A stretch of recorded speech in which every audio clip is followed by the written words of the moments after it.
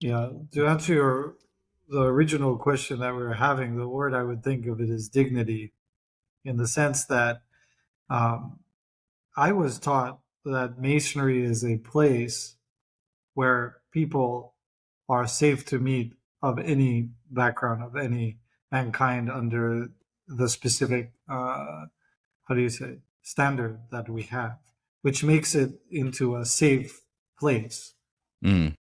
And that's how it was preserved through my family. That this was the only place where before, now we think about how easy it is for religions and people from different cultural backgrounds to get together and to meet. That was not always the case.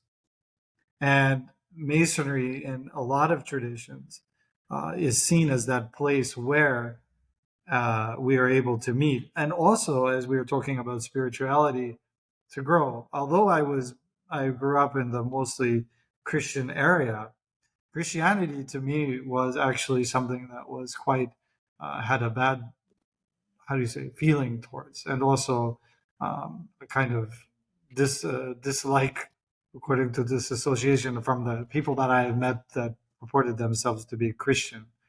Um, and even I would say even trauma in that case. But in coming to the Masonic Lodge was the only place that I actually, before, as Fa was saying, before internet and all of that, having a place in which you met people who were practicing of different faiths. And even amongst different faiths, we may lump Christianity or Islam all together, but there are many different schools of thought, different beliefs, different cultural elements, etc. And that through that, I was able to distinguish perhaps what we strive for in our Buddhism, the idea of the authentic self, or that how we are able to spiritually navigate with others. Because in society, usually, as you see, most of the time, those things are taboo.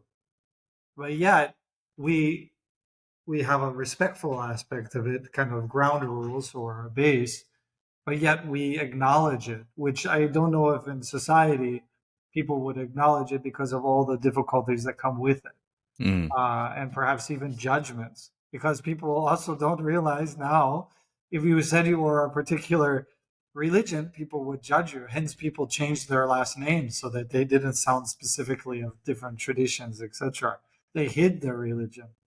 But that actually, I was taught that Masonry was the only place in which those different faiths and idea teachings could actually meet peacefully within our society. Now it may not seem so relevant, but actually, I believe it is still relevant because I have brothers from many backgrounds, and even knowing people and being within the how do you say, community with them has even softened them. And this is the amazing part of Masonry, even though we're so old, the ability of Masons to change, which I think is one of the greatest characteristics of man, is that the ability to change. And that is a constant, but yet there are many people who constantly fight against that. And Mm. that is something, as we see, even with the three of us coming into existence as grand chaplains, that shows the progression of masonry. Because even though you may say, why in 2026 this hasn't happened before, uh, in most of society, it still hasn't happened. So we should acknowledge that. Hmm.